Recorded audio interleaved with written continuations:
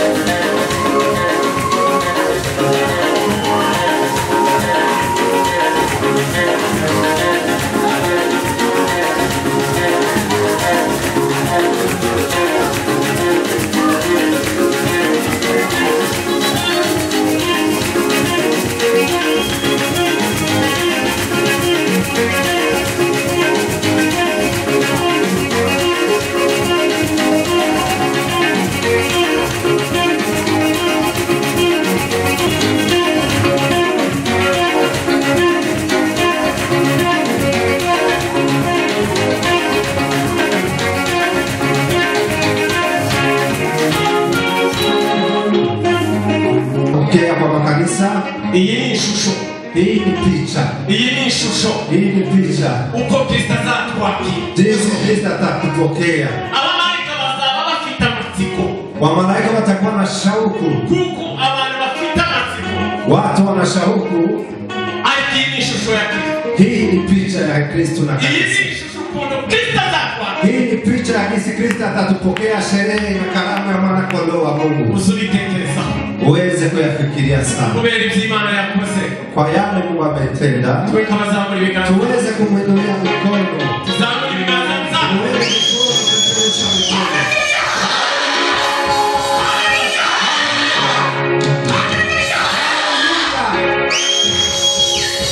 Hari ikintu abantu baravuga bakagira ngo none n'ibyo abayumbe cyangwa Kuna mambo ambayo wanaongea wanafikiri mambo ya waombezi. Biblia inasema wale ambao wana mikono ambayo hayana shida waweze kumwinulia Mungu mikono ya utukufu. Waweze kuinua kwa ajili ya utukufu wa Mungu. Mikono ambayo haina hasira.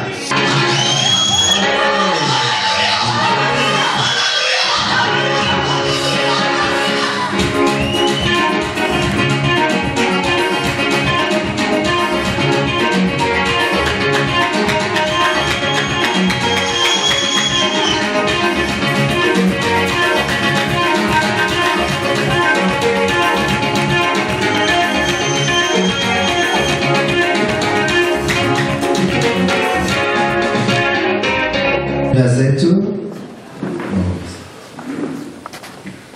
turasoma mu gitabo cy'Itangiriro. Tunasoma katika kitabu cha Mwanzo, ni igice cya 2, ni sura ya 2 ni umurongo wa 21 na mstari wa 21 turageza kuri 23 hadi 23. Reka dusomere ijambo. Acha tusome neno la Mungu. Uwiteka Imana isinziriza uwo muntu ubuticu arasinzira, inukura mu rubavu rumwe ihasubiza inyama.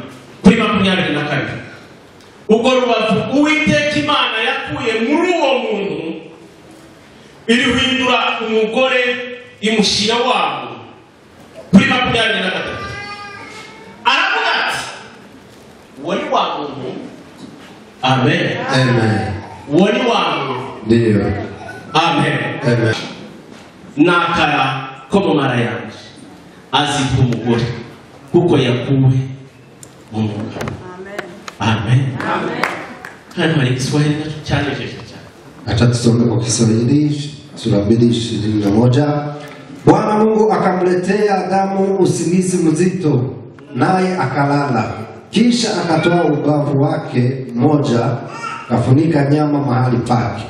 Na ule ubavu aliyotoa katika Adamu, Bwana Mungu akaufanya mwanamke akamletea Adamu. 23. Adamu akasema, sasa huyu ni mfupa katika mifupa yangu na nyama katika nyama yangu, basi ataitwa mwanamke kwa maana ametwaliwa katika mwanamume. Amen. Amen. Amen.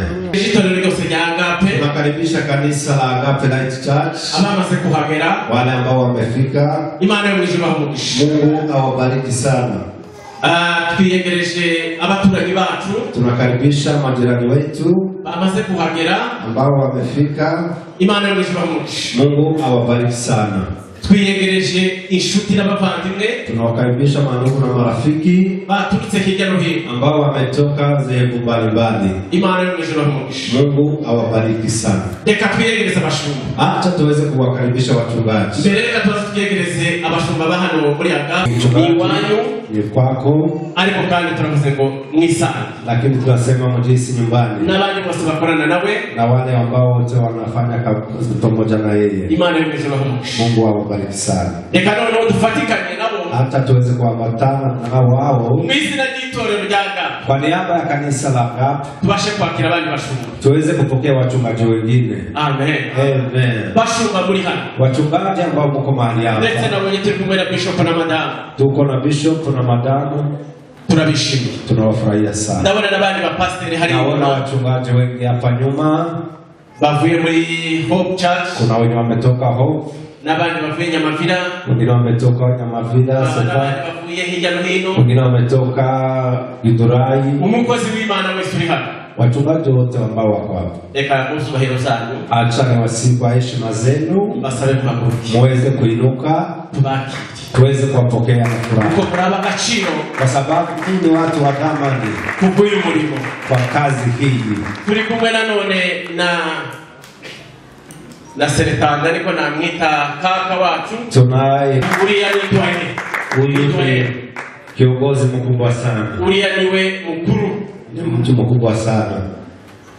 Watangiye kuvuga ubutumwa kera. Alianza kuhubiri injili kitambo sana. Ni pastori, ni mchungaji, ni reverend, ni reverend, ni bishop, ni bishop. kubera kuko yatangike kwa sababu ni mwanzilishi wa kazi ya Mungu tangu awali na ni mzazi wetu. Tuweze kunyosha mikono yetu tuwapokee watu. Imwe kabiri gatatu murakaze bene data n'Imana ibaho umugisha hamwe natwe. Amen. Karibu sana. Reka twongere dukomereze amashyi. Acha tushangilie kwa makofi.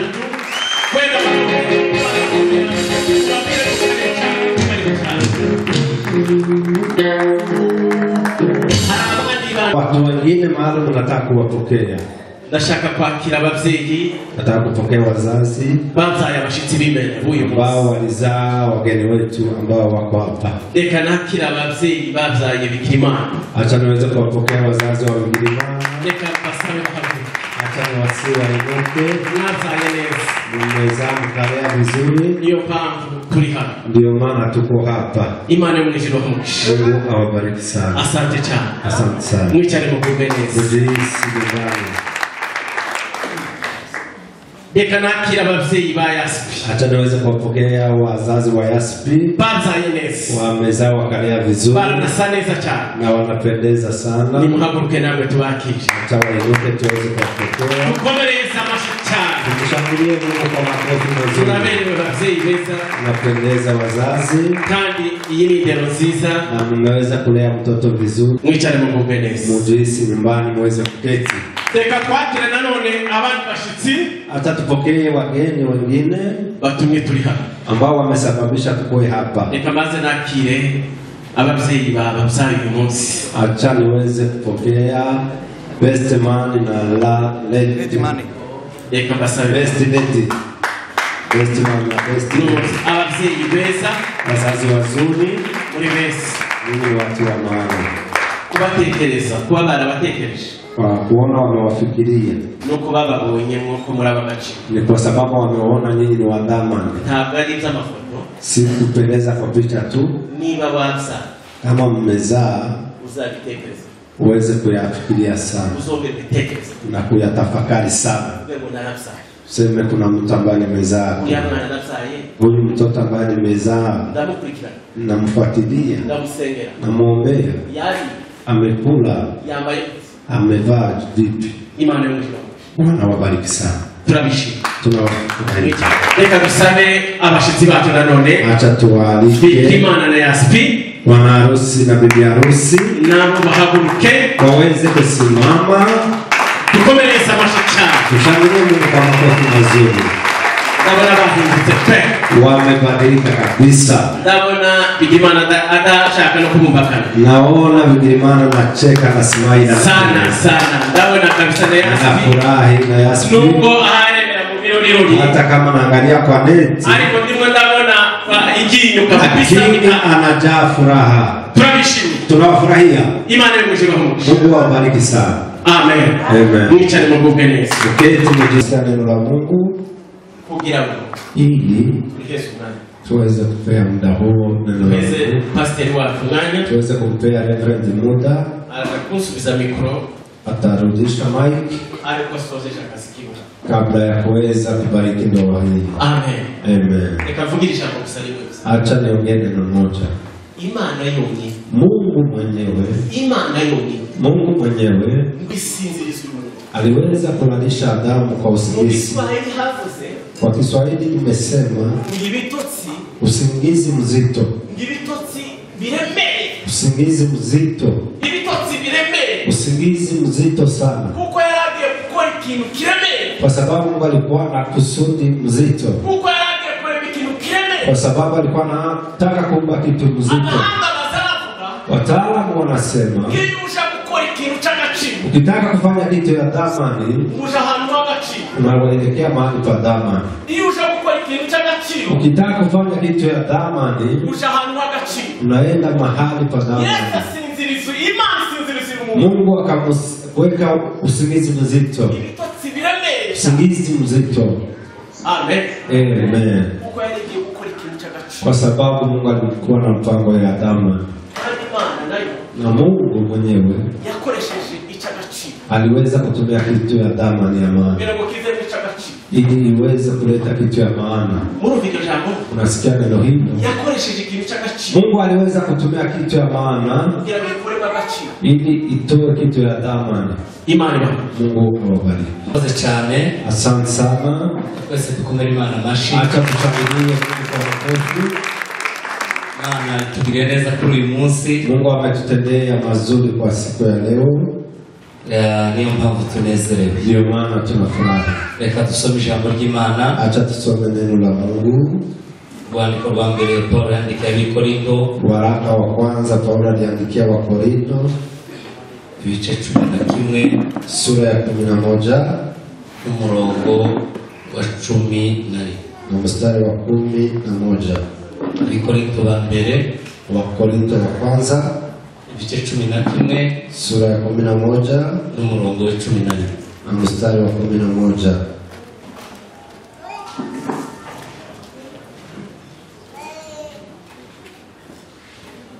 Nasoma Biblia ya Kirundi. Tasoma Biblia ya Kirundi kugira ngo n'abavandimwe b'Abarundi bari hano bumve neza. ili wandugu ambao wametoka Burundi nao waweze kusikia vizuri. Ubundi no musanzwe ni Biblia, niyo Biblia akunda cyane, Na kawaida ni Biblia ambayo nimetumia miaka mingi na ninaipenda. niyo nakoresheje imyaka myinshi Nilitumia miaka mingi kupita Biblia zingine. Biblia iravuga ngo Neno la Mungu linasema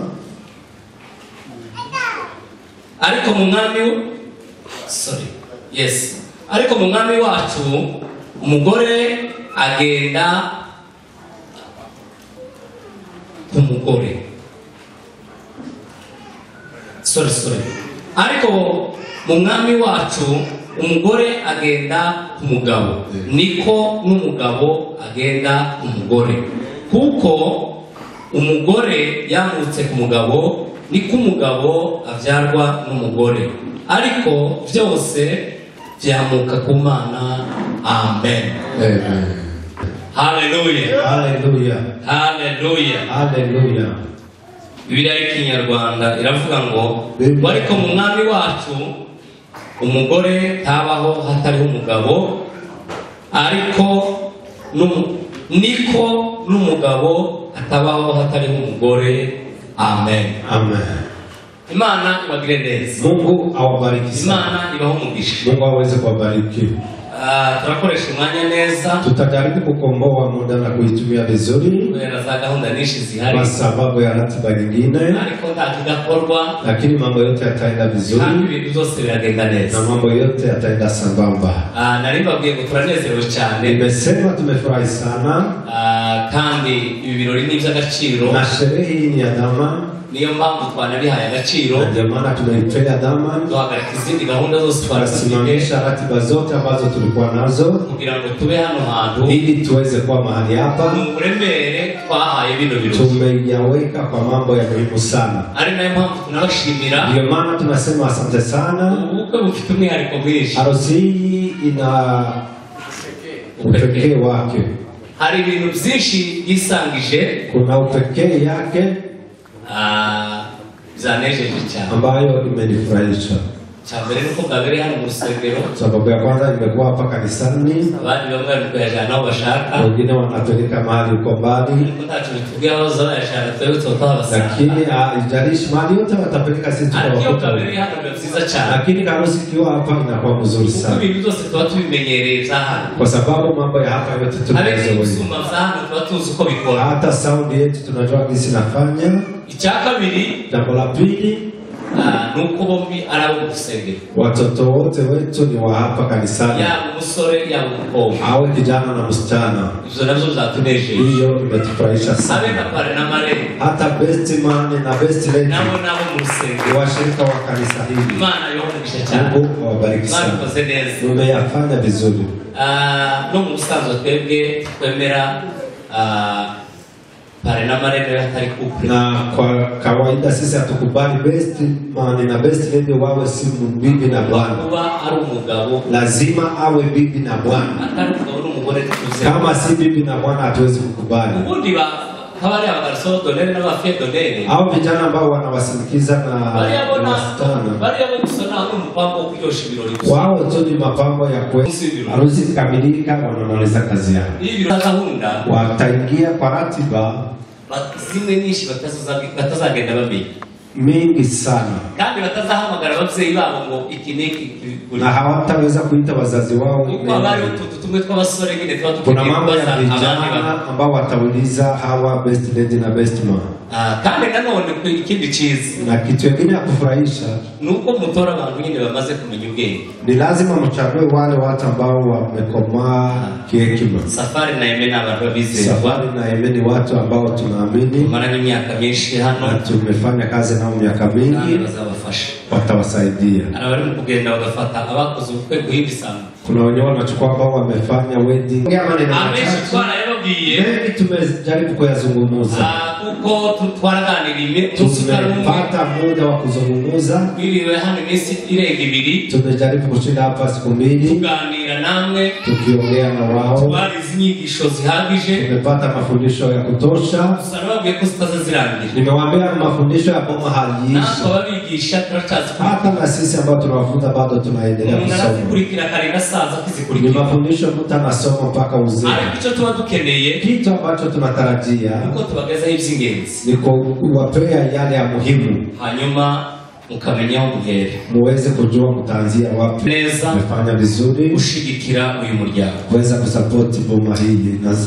Twabwira amagambo umwanya utari muremure. Acha niwaambie maneno ya Mungu kwa muda mfupi. Ijambo rivuga ngo, neno ambalo linasema Imana Mungu yaturemye tutandukanye, ametuumba tukitofautiana, ariko twuzuzanya, lakini tunaweza kujazana.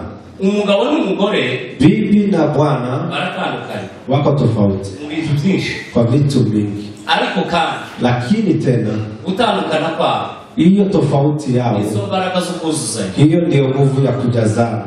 Abantu gutandukana kw'abantu, hiyo utofauti ya watu, ni mpanga, hata twins mapacha cyangwa se amahasa au mapacha,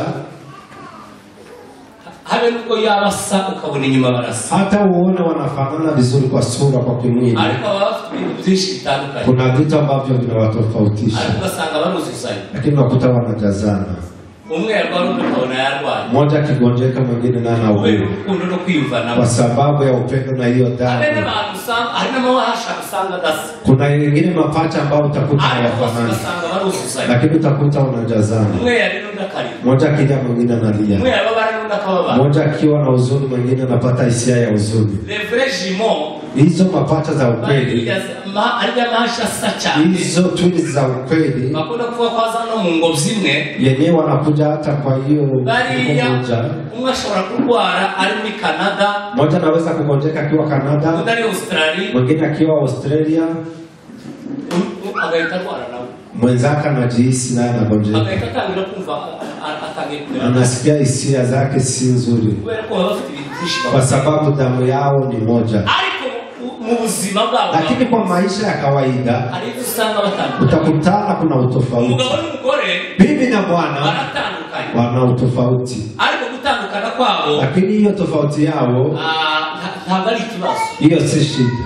Nubwo arizo benshi bakunda guheraho basenyingo, japokuwa wengi ndio wanaanzia wakibomoa boma zao, ugasanga amagambo menshi avugwa, unakuta maneno mengi kuna maneno mengi. Akagatabo kitabu hiki nakakunda cyane, naipenda sana. Abamo amagambo menshi yafasha umuntu kubakora, iko ndani maneno ambayo inaweza kukusaidia kujenga boma. Kandi twe n'abahanga benshi, na ni wataalamu wengi wameandika, bashinzwe guhugura ingo, ambao wanatoa ushauri kwa boma, wakaweza kukusanya ujuzi wao, wakatoa kanuni 10 ambayo yanaweza kukusaidia kujenga boma nzuri. Tumeweza kuisoma kuanzia kwa mstari wa kwanza mpaka ya mwisho. na hakuna jambo lingine. Si kuwachukua muda. Ilikuwa kuweze kujua ni nini, tuweze kuwapea mwelekeo wa nini mnaenda. Kitu ambacho kinatufurahisha ni kuona mnajenga boma nzuri. Nyuma ya kitabu hiki title imeandikwa boma zinajengwa hivyo. Niko zubakwa boma zinajengwa hivyo. Bali kwenye ijambo ryakoreshwaga kera mu mihango ya Kinyarwanda. Wameitoa kwa mila ambazo walikuwa wakitumia mababu wa Kinyarwanda mu mico ya Kirundi na mila ya Kirundi. Aho umukobwa yajaga kubaka mahali msichana alikuwa akijenga boma, bakamubwira ngo mwana wa, wanamwambia msichana wetu, genda wicarira maho, uende ukalie miba. Umugabo mzee n'umwana wundi ni mtoto wa mtu mwingine. Ababira senge bakazi umukobwa, mashangazi wanakuja kwa msichana, bakicara neza bakahamara n'iminsi 2, wanaketi siku 2, bamubwira amagambo menshi, wanamwambia maneno mazito mengi, genda ubone, wende ukaone. Genda natwe twara abakobwa, na sisi tulikuwa wasichana, natwe twari podowe, na sisi tulikuwa tukijipodoa. Abandi basore nabo, vijana wengine bakamagara umusore, wanaita kijana, wakamwichaza, wanampeleka mahali wanaketi naye, wakamwambia ngo genda ubone, wende ukajionee. so fresheri wagiragaze biye gushira, hiyo urembo na uzuri itaisha. Wakamubwira ngo umukobwa, msichana, wakamubwira ngo umugore ntaza ku, bibi hakuli. Ninao hafu ijambo ryo bahaza abagore. Ndio mahali kulitoka jambo la kufikiria wanawake. Asiko wagiye kubana n'abatazaku. Kwa sababu kijana alikuwa anaenda kijua huyo bibi hata kuwa hawezi kumshawishi, atamukwicara mutega amatwi, hawezi kumtega masikio. Yaragira kababika iyo yaragira. Akienda kwa malisho ya ng'ombe na pena ng'ombe bila kumjulisha bibi. Yaba yahembwa amafaranga, akipewa mshahara akatangira kwa depensa, anayatumia bila kushawishi bibi yake. Kubera mindset. Kwa sababu ya hizo fikra walimweka ndani. Walimwambia bibi hakuwe ni kama mtoto.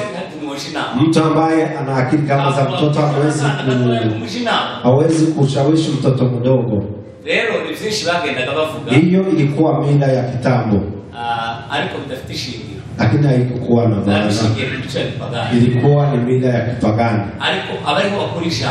Wakatoa neno, boma zinajengwa hivi. Wao wakajaribu kutafsiri jinsi boma zinajengwa. Bibi alikuwa akikuja wamemchapa. Rudi kwenu, boma zinajengwa hivi. Mtu amechapwa, walikuwa wakimpiga mpaka napata. Wameweza kumchapa mpaka na damu zinaanza kutoka. Wanamwambia rudi, boma zinajengwa hivyo. Hiyo utabomba kujengwa hivyo. Ilikuwa ikijenga mtu kwa kichwa. Mtu anafikiria anaenda kukalia moto, anaenda kukalia miba. Walikuwa wakichukua mzee, hakuna bibi ambaye si Islami kichwa ngumu. Wanaambia bibi, wazee wote wanakuwa na hasira. Mtu anaenda na mawazo ya kuhangaika na kutaabika. Unaenda umejiandaa, utaenda kupata mateso kwa hiyo boma. Lakini nataka kuambia, ukiharibu boma yako, wanakusaidia pana.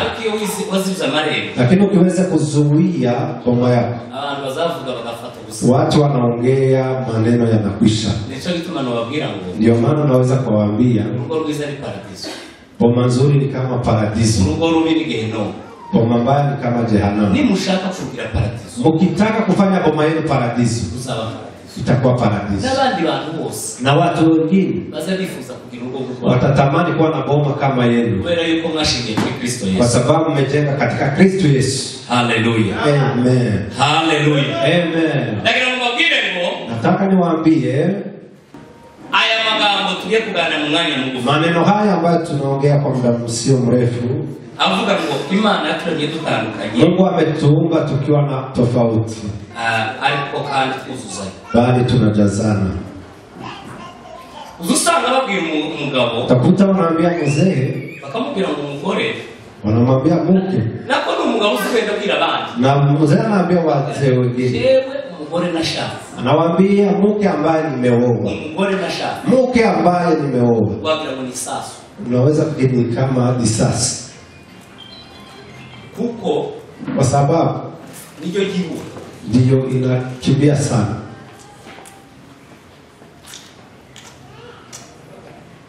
Mwana wa dada Nawaambia ndugu zangu, abagabo twaragiye turabona wazee tumetembea tumeona mambo. uziko Unajua ashobora kutazagira na kimwe soza hawezi kutimiza hata dengo moja. umugore mfite Mke ambaye niko naye iyo atangiye kumva zo abana bazaje ku ishuri akiniuliza mambo ya shule za watoto, abahaye abaza mukuru iyo niri ananiuliza mahali nimeshinda, abahaye abari kuri telefone akiwa kwa simu, abahaye ateye akiwa anapika, nukuvuga ngo kuri ibintu byose icyarimwe anafanya mambo mengi kwa muda kagira mfupi. ubwoba ko nta na kimwe azasoza Napata hofu ya kwamba hataweza kukamilisha kitu chochote. umugore nawe akabwira abandi bagore Mke naye anaambia wake wenzake, jewe umugabo wanje mzee ambaye nimeoa, wagira ngo nakenyamaso unaweza fikiri ni niko kito kobe ndiyo inaenda polepole, niko kaze kagenda kito kanaenda polepole, kuvuga ngo abahaye akantu kamwe gusa anafanya kitu nimba ari moja, kuri telefone ni telefone akiwa gusa kwa simu ni simu tu, nimba ari computer ariho ni akiwa kwa kompyuta ni kompyuta peke yake. nimba umubajije kimwe nta ni ukuvuga ngo agenda nk'uko sinzi ko azagira icyagera Anatembea polepole kama kumbe sijua kama atatupeleka wapi, atafikia wapi, kubera yuko umwe wese abazi ngo umwe nawe agomba kumera kawe kwa sababu kila mmoja anatarajia mwenzake awe kama yeye. niko buri munsi Hayo ndio yanaharibu ndoa. akagira ngo naka umugore amere kawe Mke anafikiri bwana awe, bwana anafikiri mke awe kama bwana. ndagira ngo mbabwire iki kintu Nataka niwaambie hili neno, gutandukana kwanyu tofauti wenu si ikibazo si shida. ikibazo ahubwo ni ukutamenya kumutandukanya Shida ni kutokutambua kama mna utofauti. ikibazo ni uko mutazi amahirwe yo gutandukana kwanyu Shida ni kutokujua heri ya kutofautiana. mwese mubaye nka kuriya kw'abagore Nyinyi wote mkiwa kama wanawake avuga ibintu byose icyarimwe ambao wanaongea vitu vingi kwa muda mrefu, na wewe unaleta mambo yote tofauti. Hakuna mmoja anaweza teka mwingine masikio. uje gusanga ugasanga induru zirabaye Unaweza kuta mmewasha muda. umugore nawe abaye nk'umugabo Mke naye akiwa kama mwanaume, timori anaweza mkakula. kuba bari kuri telefone ahanate Yeye anaweza kuwa kwa simu na anapika chakula. umuntu wese arakenewe mu mwanya Kila mtu ni wa maana, ni wa dhamani kwa nafasi yake. baza bavuga abahanga bagerageje gushakisha Wataalamu walisema umugore mke umunsi kwa usiku, umugabo ku munsi avuga amagambo 18,000 mzee anaweza kuongea maneno 18,000, ariko umugore lakini mke akavuga 33,000 anaweza kuongea 30,000 za maneno, 34 ya maneno. Moshene naongea sana, ariko lakini icyo nshaka kubwira ni kitu nataka kuwaambia, mwige ikintu kimwe gusa muweze kuiga jambo moja, kwemera ubudasa mukuzo kuweza kukubali hiyo utofauti yenu, mwige kwemera ubudasa mukuzuza muweze kuiga kupokea hiyo utofauti yenu na kujazana. reka mbahereze ingero Acha niwapeni mifano mingine zitanu kama 5 z'imiterere y'umugabo n'iy'umugore za maumbile ya mke na bibi na kandi bwana, bampaganisha ku musozo na nitakuwa nikikamilisha. umugabo Mzee ama mwanaume, umugabo wese ahava akaje wanaume wote azagaragaza ubushobozi anaonyesha uwezo. umugabo wese azagaragaza ko ashoboye Kila mzee anaonyesha kama anaweza. uzabona Hakuna mzee utaona umugabo azayamavuga ngo azi gukora amashanyarazi mzee anaweza kusema anajua kutengeneza stima na hajasomea mambo hayo, akabanza akagerageza akayikemura anajaribu kuonyesha watu kama anaweza. umugabo umunsi akakwereka ko Maisha ya kawaida na kuonyesha kama anaweza. nta mugabo utazugaragaza ko ashoboye Hakuna mzee ambaye anaonyesha uwezo. yasipinga ubwira ukuri Na ushaka gukoroga uyu mugabo taka kukoroga living stone, uzotangire kumwereka ko ntashoboye uweze kumwonyesha kama hawezi. iwe agomba kukwiyemeraho, lazima akuonyeshe kama anaweza mambo yote. Ikiwa adafite akazi akakwemera ko yogutunga, hata kama ana kazi akuonyeshe kama anaweza kukulisha na kukujali, lakini uweze kumkubalia yale ambaye amekwambia. Hakuna mzee ambaye haonyeshi kama anaweza. Mugabo yo kwerekana neza ko yotwara n'indege atarayizi. Mzee anaweza kukuonyesha kama ni rubani wa ndege na hajafika hata kusoma ya gari. Umugore nawe rero, mke na yeye agaragaza kuba anaonyesha, abagore bose agaragaza kuba wanaonyesha kuweza. Mzee anamwambia wewe unashinda ukitembea kwa nyumba na boma za wengine, nyumba za watu. Unakuta anajua kila nyumba na kila watu wa mtaa, mzee akaingia kwa nyumba ya jirani. Anasema mimi najua kuishi na watu.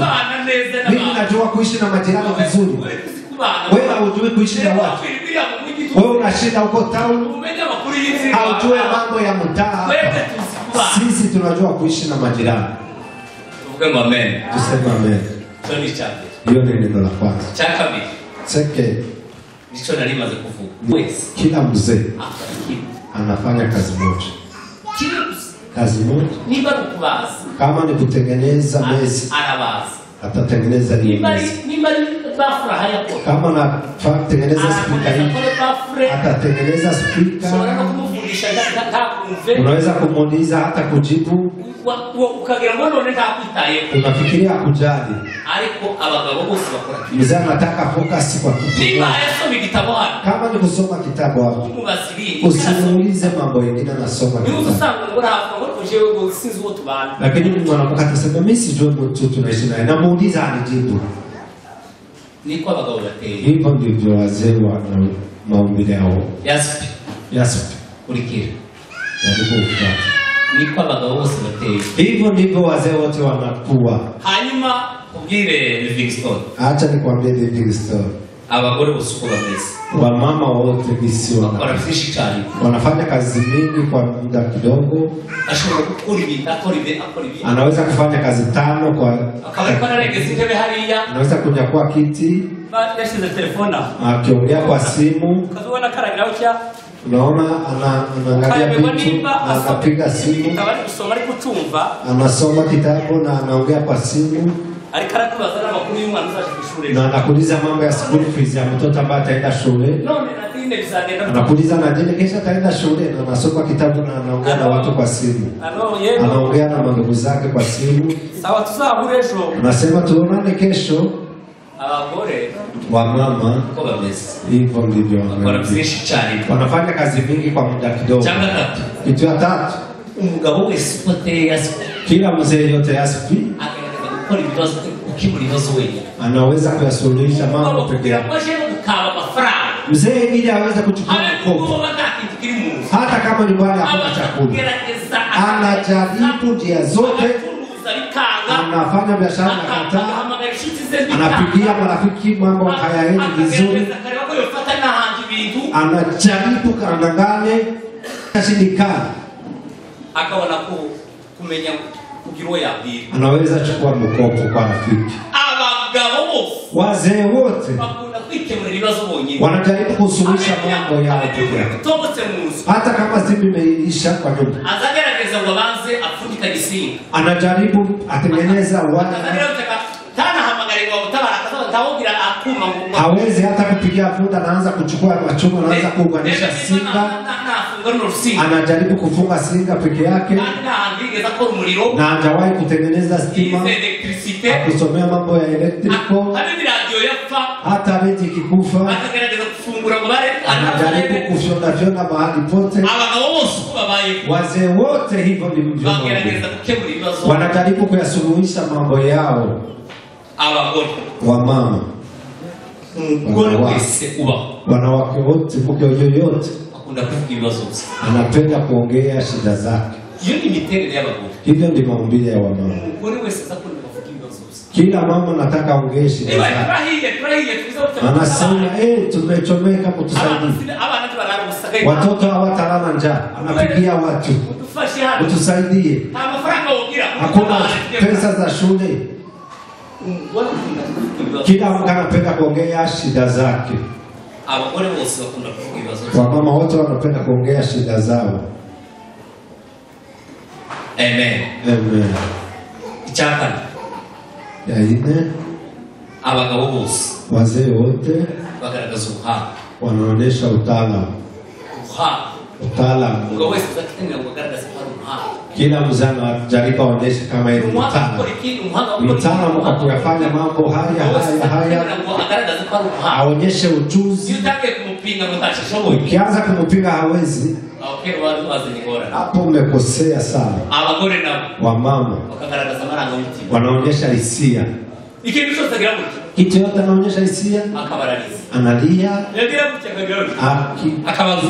anapiga duru. Ukikutana na shida, unasikia ameambia majirani, anaanza kuongea mambo ya boma. Abagore bose bagerageza kureagisha amarangamutima, wanakuwa na hisia za kuonyesha mambo yao. Ikindi, jambo lingine, umugabo akunda kwizera. Mwanaume anataka awe mwaminifu. Nicho gituma Biblia ivuga ngo, ndio maana Biblia inasema Migani 31 Mithali 31, umugore mwiza ni wabugore. Bibi mzuri na anataka igiciro marijani. Ni mtu wa dhamani kuliko marijani. Anaamka asubuhi, akagaburira abo mu rugo rwe, anapeana chakula kwa nyumbani. Umutima w'umugabo we, roho ya mume wake, moyo wa mume, ukarushaho kumwiringira, unaendelea kumwamini. Nta kintu gikomeye mu buzima ko kwizerwa. Hakuna kitu cha maana kama kuwa na watu wa kuamini. Ukiwa mwaminifu kwa watu unatembea na influence. Kama wewe si mwaminifu kwa watu, mtu yote anakushuku. Nimemuona na msichana, wanaanza kukushuku.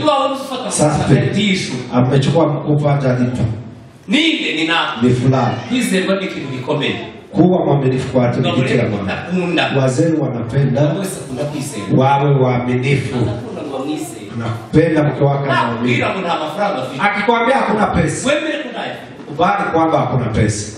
Na kugira ngo avuye muri vile mukazi. Akikwambia natoka town kwa kazi, wemere yuko avuye mukazi, kubali kwamba ametoka kazi. None uko nakana kubonye umukora nango yatashe mbere yawe. Unaanza kuzungumza fulani ambaye unafanya kazi amekuja mapema. Sasa au yakandege ni hasa kandege. Maana amekanyaga game ndio kugira ngo nakera kuri stage na wao gesi. Kama umefika kwa stage na mume wako kuwe, kila mtu anakuwa na programu zake. Mzana napenda ugakunda kwizera, umwamini kama mke wako. Ukitangiye kugira ngo musinza kwizera, ukianza kumushuku kumsuspect, hiyo inaleta changamoto. Abagabo babaho abantu bose babona hano nabandi watu wote ambao wako hapa bakunda kwizera, wanapenda wao waaminifu. Ntabwo ukunda kumubona akamubwira icyizere. Hakuna mzana anaweza penda akikwambia kitu kubali. So hakanizo wabonye my brave, uweze kukanusha yale ambayo ulijiona na macho, lakini yale yote ambayo wamekwambia achana na hayo.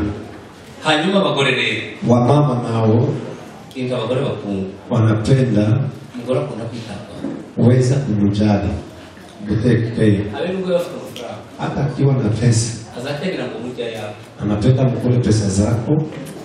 Iwe ufite ibihumbi 100, ufite 50, laki moja wewe uko na 50,000, nataka mwanze kwa hiyo 50 yako 1000 uipuni.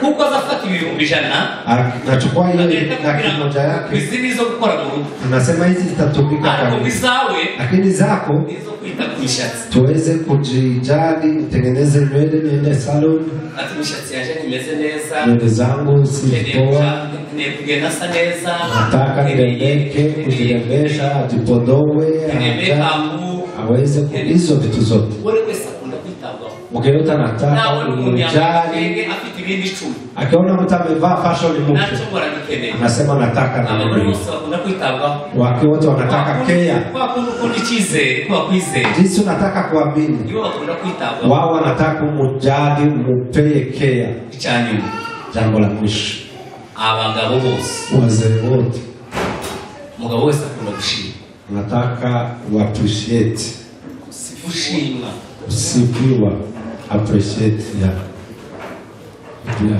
umugabo ati merci, nashaka kahane, hataki kupea tena kwa shukuru, kabeji ushima Imana akileta kabeji shukuru na kandi kose ushima akileta kitu yote shukuru uzamwe bavuga ngo asante yamaze amacungo ya padiri kushukuru asante ndimaliza matunda ya padiri niba ushaka yasipini ushaka kurya uzarigira Imana ukitaka kula pesa za living store uzawiga gushima tukayaguha uweze kumpea sifa kwa kile kidogo amekupa abagabo bakunda gushimira wazee wanapenda asante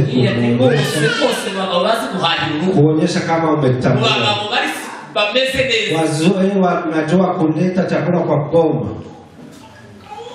kujali boma zao na jaribu kuambia wamama mke ambaye anajua kujali mume wake hata nguo anavaa ile ambayo anatoka katika nakuta umetayarisha shati unamwambia ukivaa shati na kupendeza nubwo yo bimeze gute mungala zanaihora mu mzee anaivaa kila siku kwa sababu mke ndiye amependa akaikunda imugirisha mugizi na unamwambia maneno mazuri abagore rero wamama kitu abagore bose bakunda kwisi kitu ambacho wanapenda wote kwa ujumla wanapenda kuwatega masikio ibindi byose bizobora amafaranga yo hata pesa zikosekana ariko ikintu umugore wese akunda lakini kila mtu anapenda azakunda kumtege masikio akubwira makuru afite umumaro akwambie stories zote za maana amwe bivyo bipfuye n'ibindi bizima stories zote akubwira iyo yiriwe akwambie maana ameshinda akubwire akubwira ngo yagiye gutarama mu gatatu akwambie maana ameenda kushiriki wale abagore bambaye ibitenge bisa kucha tumepata wamama wakivaa nguo za yellow za red za black walienda Greenspan bahurira n'abakobwa bameze gutya bambaye gutya tumekuta wasichana wamevaa skati mingi makuru y'ingira kamaro analeta stories za mambo ya watoto ambao wameshinda shule ikintu gikomeye gomba kweza yaspa kitu cha muhimu utapea yaspi zo Muhammad mpe masikio yako abagore kundana unataka uwatege masikio uweze kumsikiliza umutima wawe ucenshi urebe ibizima kwa moyo wako uweze kuangalia mazuri na utaweza kutambua haya ni mazuri alikuwa baje kuvyumva umvirize na mafuti yose lakini uweze kusikia na udhaifu wake wote ahantu hose yabonye imyambaro myiza maana ameona fashion nzuri n'ibindi na mambo mengine rero ndagira ikintu nataka nikwambie kitu moja neno moja tu tandukana kwanyu tofauti wenu ntabwo ari ikibazo si shida ikibazo ni ukutamenya ko mutandukanye shida ni kutotambua kama mna tofauti na mnajazana umwe wese atandukanye na mwingine kila mmoja ana tofauti na mwingine ariko buri wese yuzuza lakini kila mtu anajazana na icyo gituma na Biblia ivuga hano Biblia inasema hano twasomye mahali tumesoma wali ko umwami wacu katika Bwana wetu Yesu Kristo umugabo agenda mume anatembea kama mwanamke habaho umugore atari umugabo hawezi pata mume bila ko umugore kwa sababu mke yakomotse mu bavu umugabo ametolewa kwa ubavu wa mume ibigomba kuvuga yuko uwo mwirakaho cyane we ukomotse usijirinde sana eti ametoka kwa ubavu nicyo gituma ngo n'abagabo bose bariho ndio maana wazee wote wamezaliwa na wamama ni kama mgani wa kuigi niko kama hiyo hadithi ya mayai na kuku bazaba abanyeshuri mwese walikuwa wakiuliza watoto wa shule kuigi niko ko niki cyabayombe mayai na kuku nini imekuja mbele igi ningoko niki cyabayombe mayai na kuku nini ilizaliwa mbele kama ati niki pamoja wanasema ni mayai kwa sababu mayai ilitoka wengine wanasema hiyo mayai ilitoka wapi si ni kuku ambayo inataga mayai na mayai inatoka kuku niko n'umugabo n'umugore mbere hivyo ndivyo mke na mume wake mugomba no kumenya vitu vingine mnaweza kujua niba navuye mu rubavu hata kama ametoka ubavu hiyo ubavu haikuumbwa nyuma umunsi bari Adamu siku ambao waliumba Adamu babanje gusiga bavu bazoziremeye hawakuacha mbavu waziumbe upya mwese mwaremeye umunsi ninyi nyote mmeumbwa kwa siku moja soze babwirisha nikikamatisha niwaambie gutandukana kwanyu utofauti wenu ntabwo ari ubusungane si kusema kuna yule hapo juu ahubwo ni ubwuzuzanye habari ni kujazana amen amen haleluya amen haleluya amen gutandukana kwanyu ntabwo ari ubusungane si kusema kuna yule hapo juu bali ni kujazana umwe wese Kila mmoja anajaza mwingine. Ndio maana Biblia inasema mume ni kichwa ya boma. Ndiye anaweza kufikiria kwa boma. Unafikiria, ukishafikiria unaleta hizo fikra, unapea yasi. Mke ana majukumu 3. Ni mshauri wako. Ndiye mshauri advisor wako. Huyu ndiye mshauri. Jambo la pili ni mke wako. Kusaidizi. Kitu Biblia naweza mke ni moyo wa Mungu. Wakisema mzee huyu hana moyo, ni kama hizi spika tukitoa Twitter poromoka tu, ni kitu tu iko. Mume ambaye hana moyo, huyu ndio moyo wako, huyu ndio moyo wako. Mzee ni kichwa, bibi ni moyo. Hakuna tofauti. Umeona mtu ambaye hana kichwa, ambaye afikirie, ni kama mke ambaye hana moyo. Ni mtu ambaye yuko hapo tu. Tuweze kushangilia neno la Mungu. Hanyuma rero tunashukuru wazazi waliwasimamisha, tumewaona wazazi wa watoto. Tunasema nini wazamani kwa sherehe hii? Hii ni siku si ya kawaida. Ndio maana tunawashukuru. Ni siku ya kuvikwa taji, kwa sababu mmeweza kulea watoto vizuri. Acha niomba best man na best lady waweze kuwaleta bibi harusi na bwana harusi. Ndio. Acha uruhande. Mweza kupita mahali hapa. Bibi harusi atapita.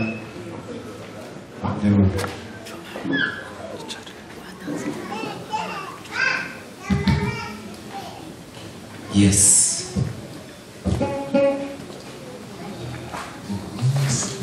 Bigirimana piga hatua. Yasipatereka zibiri. Acha niombe asipiga piga hatua mbili. Yes.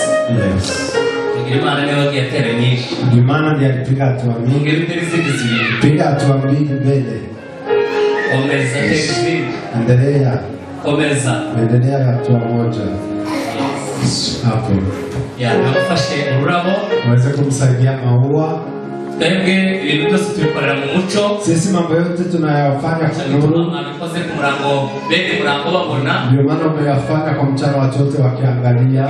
Uyu munsi Hii siku hii tutatangira kuvuga ngo je sinena namubonye. waweze kusema mimi sikuwa nimeona. Wa pastori ngo baciye bamfatiranye ntaramenye n'ibyaha. Wachungaji walinishikilia tu.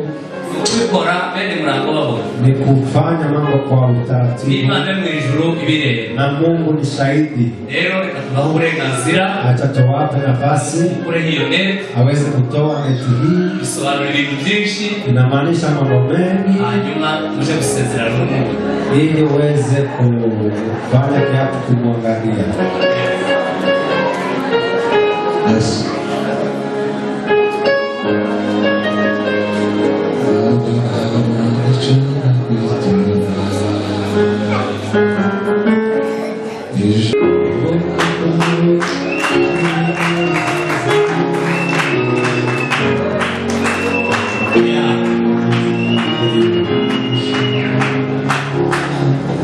Diakoni Leta hizo kiapo niko. murakoze cyane akindi tubabaza Tutauliza maswali mengi. n'abana amakupule Na hawa ni tubabwira muri baramukanya. wale. Hanyuma nimuzane izo ndahiro. Acha watupee kiapo. Kisha mambo haya. Abibonye reka Acha mkabidhi mic. za ukuboko kw'iburyo, Nyosha mkono ya kulia. hanyuma bagufashe microphone, Waweze kukushikilia mic. hanyuma murahije. Jewe jewe Bigirimana Gustone maze kumva ibisabwa n'ijambo ry'Imana bifuza kubana n'umugabo n'umugore niyemeje ubwatagato kubana nawe wewe irahari Jasipi kuko ariwe wowe nahisemo umukobwa bose kw'isi. Amen. Kumbera umugore nzagukunda, nzagukundira umuryango, nzagukundira akaza, nzakwihanganira ubukene cyangwa ubukire, turwaye cyangwa turi bazima, ntazadutandukanya nawe utari urupfu. Birahiye imbere yawe, imbere y'Imana n'imbere y'abahamya benshi. Mana uzabifashemo. Amen.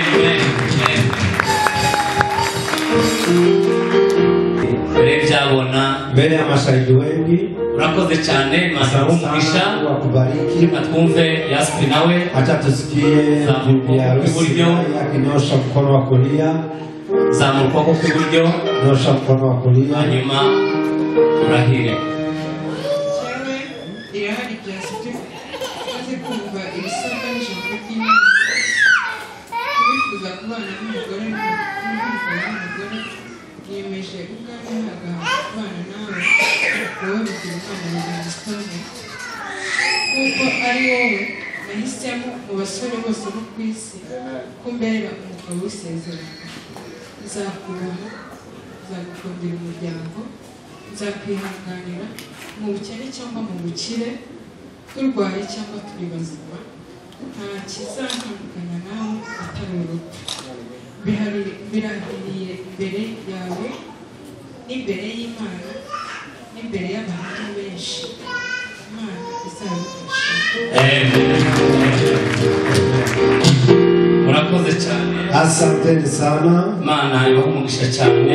Awabariki sana. Muraza kuzisinyira hano. Utakuja kusaini baadaye. Kuko izi ngizi kwa sababu hizi kiapo turaziklasa mu rusengero, kuna mali tunaziweka kwa record. Umunsi mwotangira gutatira zino ndahiro, siku ambayo mtaenda kinyume na hiki kiapo, haba no mu rukiko zizagerayo, hata huko mahakama zizafika kidodo cy'itorero cyangwa se kashe ya kanisa, ndetse zizoba ziriho na sinyatire yanyu kwa n'amafoto sababu kuna saini yenu. Rero n'izitorero, hii ni ya kanisa. Hanyuma rero baadaye dushime Imana. Acha tushukuru Mungu. Pastor Gaota atambukire, tumuse mchungaji Gaota aweze kuombea pete hizi. Shime Imana. Tushukuru Mungu.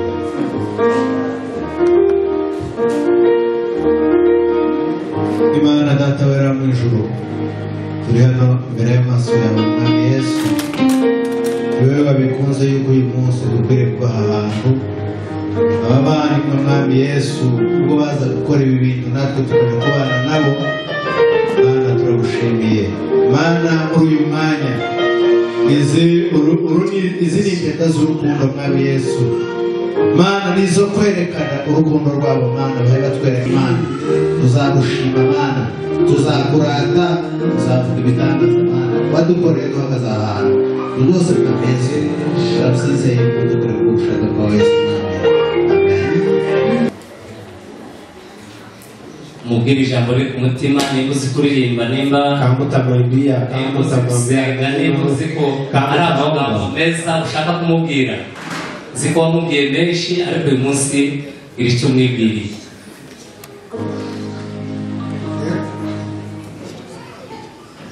Ego ndakwambitse ino mpeta, ikimenyetso cy'urukundo.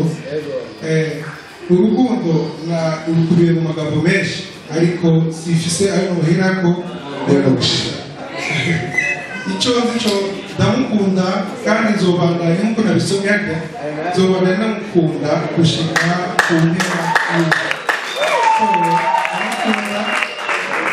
Ndamukunda ugiye kumufata, nibaza yuko itazahinduka cyangwa ngo ikizogerageza kuduciramo cyose. Tuzakwibuka yuko iyi mpeta ari isezerano ry'urukundo. Amen. Iyo mpeta ntukayikure mu kuboko uzahora mwibuka icyo mwavuganye. Imana ibaha umugisha cyane mwibwiriye. Yesu natongeye tenziza amaboko. kubera ko iyi minsi ariho aka kanya ariko kantu wavuze bikabamo akanya gato muri iki kintu kuko mbere yo kumusezera ndabanza nshimire hano hari abantu benshi bo gushimira ndetse sinzi n'impamvu yo gushimira iyo ariyo ariko icy'ingenzi ni uko nishimye nshimiye shangazi wanjye yavuye mu Rwanda yageze hano ejo yakoze inshingano ze zose twaraye tutaryamye kubera ibintu byinshi byari byinshi byo gukora ariko muri ibyo byinshi yari afite gukora nishimiye ko n'inshingano ziwe yabashije kuzubahiriza yakoze ibishoboka byose aranyigisha inshingano ze zose ibyagombaga kumwigisha byose yatumye ndamushima nshimiye ako bwanjye Imana kumugisha sinari nzi kuza ariko muri surprise zituma birishimye n'ubundi mwazanye nubwo ntamuzi ariko Imana kumugisha kuba yaje nshimiye abapasiteri abantu bari aha bose simbazi b'abantu biga mu kazi kabo akazi gakomeye cyane n'umunsi wo kwa gatatu abantu benshi bikunda akazi ndabashimiye mu by'ubuzima bwabo ndabashimiye ndashosho amaze igihe kinini arwaye ariko uyu munsi yihanganye aratsindagira aza mu bukwe bwanjye shosho mani ndashimira abanyakenya mufashe mu basigurira. Nashukuru wandugu wa Kenya wenyeji wa hapa.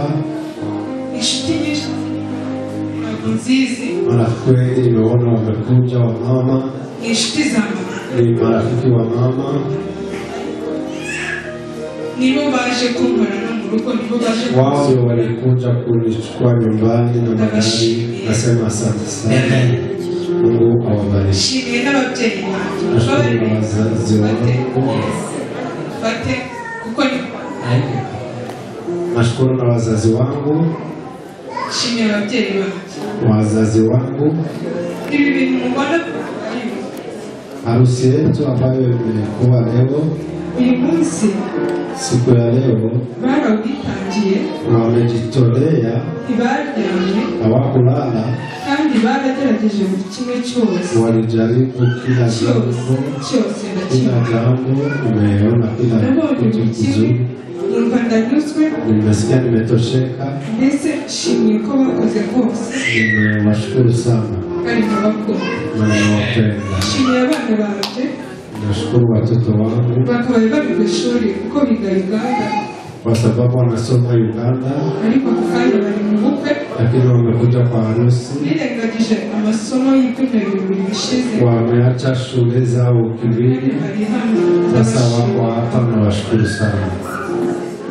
Barakoze cyane. Alikuwa akitoa shukrani zake. Sinababwiye ngo abadamu bagira amarangamutima. Sindiwaambia wamama wanaisiria. Sawa rero. Komeza ugaragaza amarangamutima yawe. Endelea kutoa hisia za furaha. Icyo nabwiye abagabo muza mwihanganira tu. Ndio maana nilikuwa naambia wazee mvumilie, kwa mama wanakuwa na mambo mengi. Yes.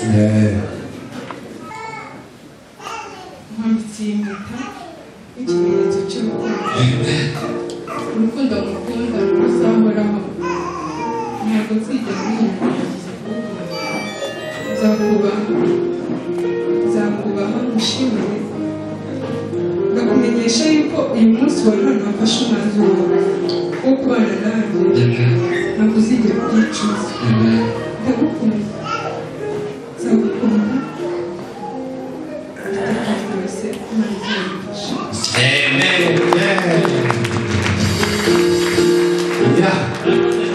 Asante sana.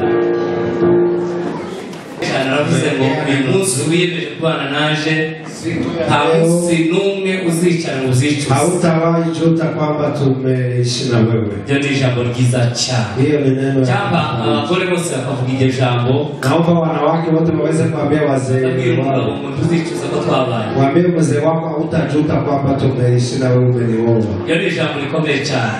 Ni neno ya busara. Hanyuma rero rikasabe abashumba bari hano. Acha niwasihi wachungaji wote bigire imbere tubasabire umugisha. Wakunje mbele tuwaombee baraka. Atuje imbere twese dusenga tubarambuye ibiganza. Mu izina rya Yesu Kristo, Imana igira neza, Imana y'imbaraga, Imana y'icyubahiro. Uyu ni wa munsi twari dutegereje, umunsi w'amasezerano, umunsi w'ibyishimo, umunsi wo kuzura kw'isezerano ry'ababiri babaye umwe. Turabasabira umugisha wawe Mwami, turabasabira kugubwa neza. Uyu munsi wije umugisha wabo, ureke isoko y'umugisha udukurize ku buzima bwabo. Bazabyara abahungu n'abakobwa, bazafunge batunganirwe, urugo rwabo ruzayoborwe n'amashimwe yawe. Kagira ibyishimo n'umunezero ibisoko idakama mu rugo rwabo. Urugo rwabo ruba urugo rwifuzwa, ruba urugo rw'ibyishimo, ruba urugo rw'amahoro, ruba urugo rutahwa n'Imana, ruba urugo rwubatswe ku rutare rukwiriye. Urakoze kubagirira neza, urakoze kubafasha, ubahereze umugisha w'amajana maza, ubahereze umugisha wo kubyara abahungu n'abakobwa, ubahereze umugisha wo guhora muri wewe. Urakoze, tubisabye Imana mu izina ryawe Yesu, amen. Amen, amen. Imana y'umugisha uveneza. Urakoze cyane abashumba.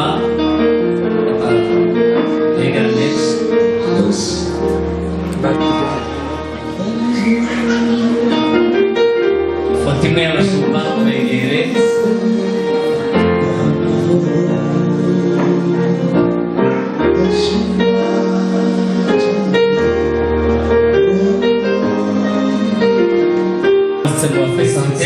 Unaweza kuwasalimu.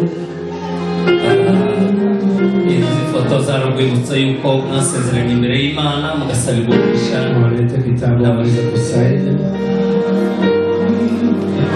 Shiri kidodo hano. Asanye hapo mbele ya jina yake.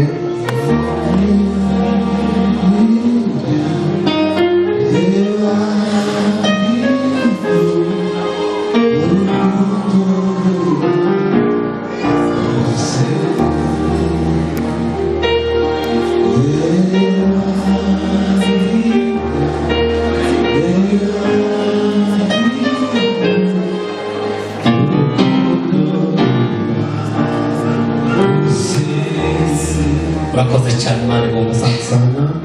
Imana igorezabire cyane.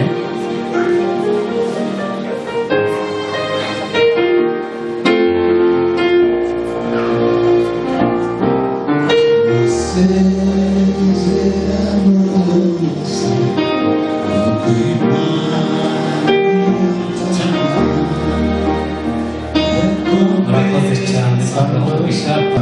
Best man.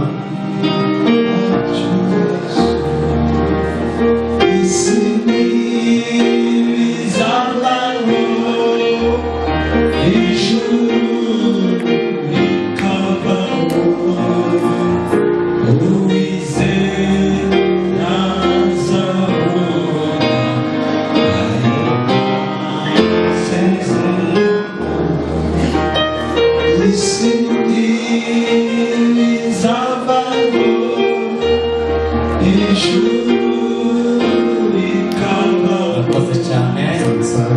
Sabire Marene nawe.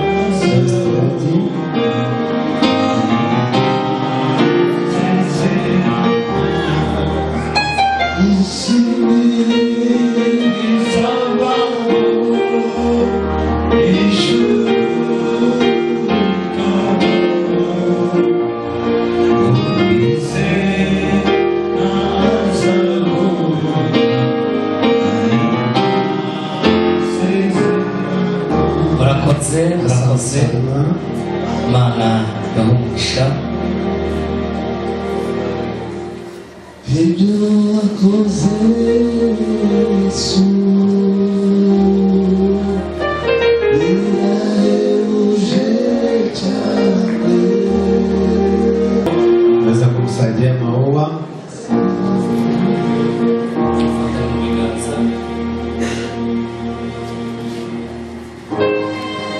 jewe Revera Sebagabo Felix umushumba w'itorero rya Gabriel Church International Nairobi ntangaje ku mugaragaro yuko guhera uyu munsi itariki z'uyu munsi 15 z'ukwa kabiri 2023 Bigirimana Livingstone na Irahari Jaspi atakira umuhungu n'umukobwa ahubwo babaye umugabo n'umugore abimana yahuje umwana w'umuntu takabatandukanye uhereye none tugaziteka byose data uri imbaraga zacu ubu bumwe turabushigikiye kandi ndabizi ko n'Imana bishigikiye kuko ijambo ryawe ravuga ngo ibyo tuzahambira mu isi bizahambirwa mu ijuru ibyo tuzahambura bizahamburwa no mu ijuru abangaba Mana tubashize mu biganza byawe wakomereza urukundo rwabo tirukagajuke wakomereza ubumwe wakomereza umubano wabo uzabarinde ikibi uzabarinde amacakubiri yica imibanire Mana urugo rwabo turukubure mu ishimwe ryawe iteka ryose bazagira impamvu ibatera no gushima bazazirikana ineza yawe bashime imirimo ikomeye w'iteka yakoze ibe siroga y'ubuzima bwabo ni mu izina ryawe Yesu tubisenze amen amen. Asante sana, Mungu awabariki. Kasaba bashumba ba hano acha niombe wachungaji wa hapa baze tubaheze iyi certificate ili tuweze kuwakabidhi certificate.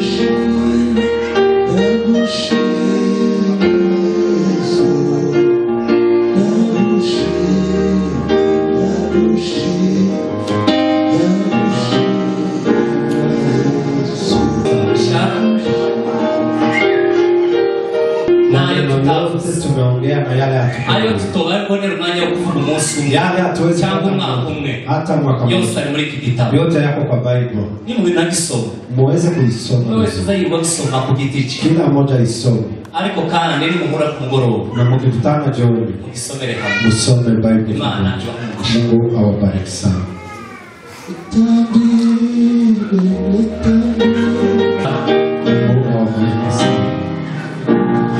bagihagaze reka dukomereze amashyi.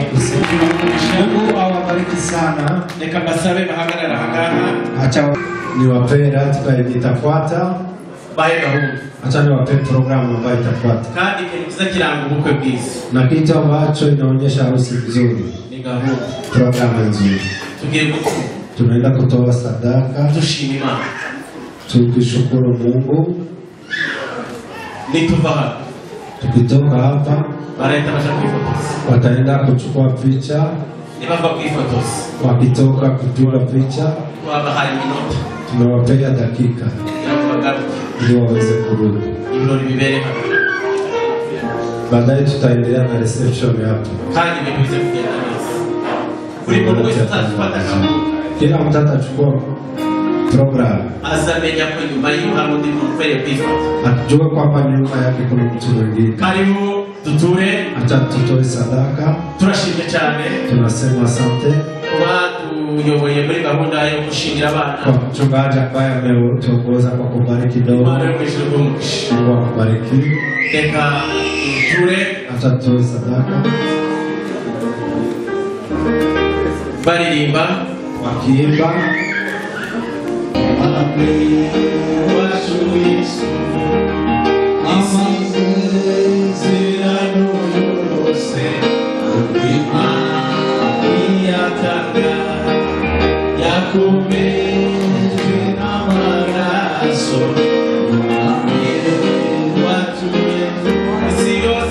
Isi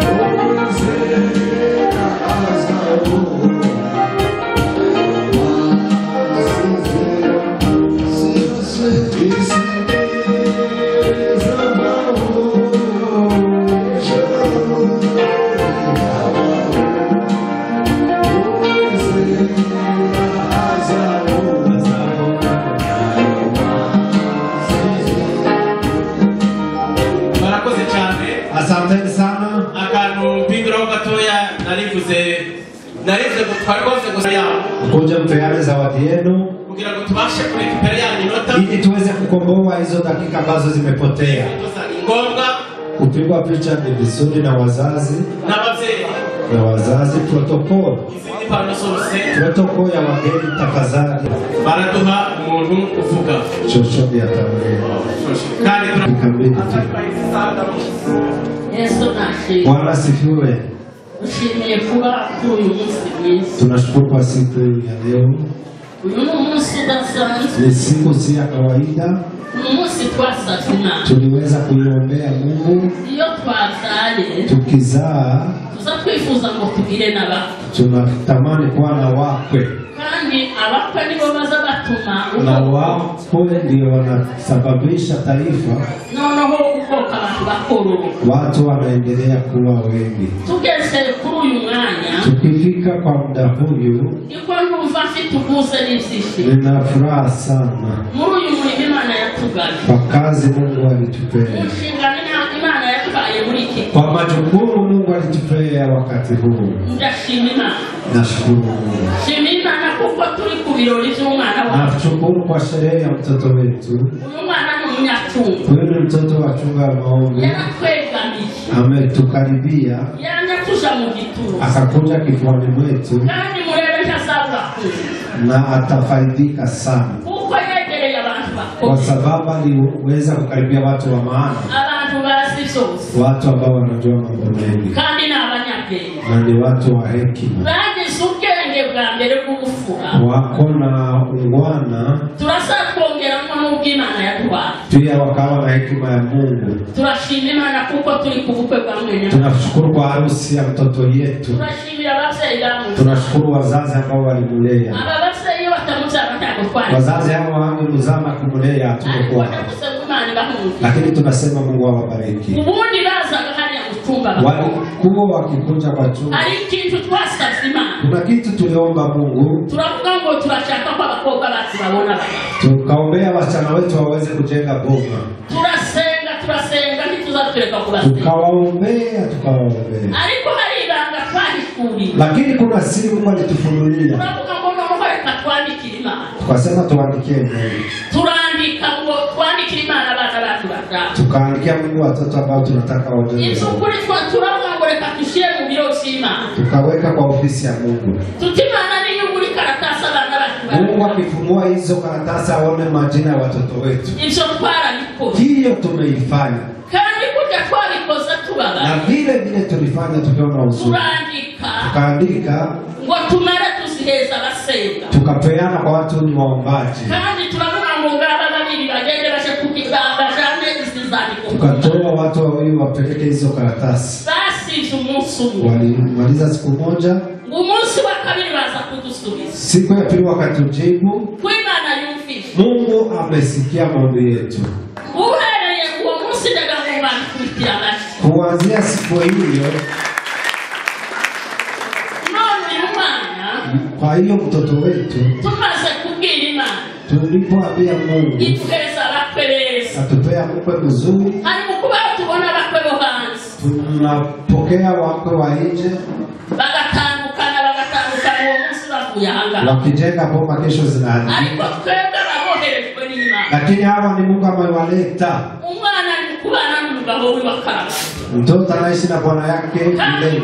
abana babiri tumaze kubona Hawa ni wawili tumeona, n'uwa gatatu nawe aregereye na watatu wako karibu kufanya harusi. tuzogeza no kubufika Tutaendelea kuona harusi ya watoto wetu. none uyu ni umwana wacu wo mutungo Huyu ni mtoto wetu wa chumba ya maombi, iwe yarashaka kwegamira alikuja akatukaribia, haba n'amasadaka yiwe jewe azayazana hata ananiletea masadaka. Imana ikumugisha Mungu akubariki. kandi nabo Mungu mutanzi Na kijana ambaye amemuoa, ukuye umwana mw'isoko umemtoa kwa chemchemi, umukuye ahantu hakomeye umemtoa mahali kubwa, kandi n'abazaba hakomeye Imana na yeye atakuwa mke mzuri kwa boma yako. Peana zawadi. Zawadi yetu tutaipea mama yake kwa sababu ni mmoja wetu. Tumeandaa nzuri ya kitenge. Piga picha. Yeah.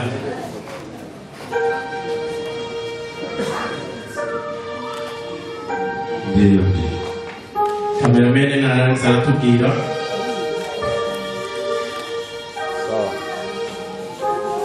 Sawa. Asante sana. Barakoze cyane. Kwa vitiza. Nongere nishimira abashitsi bacu. Acha nishukuru wageni wetu bavuye mu Rwanda ambao wametoka Rwanda. Reka bahaguruke ndetse barakomeye muvandimwe baje nyuma, reka tubasabe bahaguruke. Acha walimuka wametoka Rwanda. Murabona tukwiriye gushima Imana, dukomere isabati cyane. Tia hizo njia zote tumesikia habari zetu. Nuko imodoka yatinze yari Nabisi gari lichelewa njiani. Nikimenye reka mbabwira n'ukuntu zari n'imodoka yatinze kuzura. Gari imeshindwa kujaa. Twarabimenye. Tumejua yote. Pole na safari. Twarabimenye. Poleni na safari na mara mmelala. Lakini tumewaombea muweze kuja kwa wakati, mufike kwa wakati mzuri. Hii ni watu wa damu.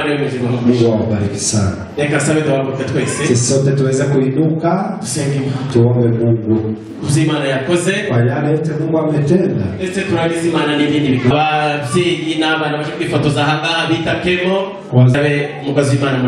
Acha niombe mchungaji Mramza. Mana turagushimiye ushimwe kandi himbazwe kuko uzugira neza. Mana turagushimiye ko ubukwe bw'abana bacu twabuteguje nk'abantu datawe, ariko uyu munsi tukaba twabugezeho tukaba twabubonye. Waturindiye umuhungu, turindira umukobwa, uyu munsi bakaba bageze kuri uyu mwana uhabwa icubahiro. Turagushimiye ku bashumba bakoze umuhango, turagushimiye kubahagarikiye, turagushimiye kubasenza ubukwe bwose. Mana turagushimiye kuko wabanye nawe, imirimo yose yakozwe n'abitabiriye bose. None tukweretse uyu mwanya tugiye kurangiza wa mbere, tukwereka n'uriya wa kabiri, kugira ngo bose ubemo ugahise umwami wacu. Amen. Inshuti yacu Gospel ni rafiki yangu. Yavuze nzamenye icyo akiongea najua na alisema kuna watatoka wale wazazi ambao wamekuja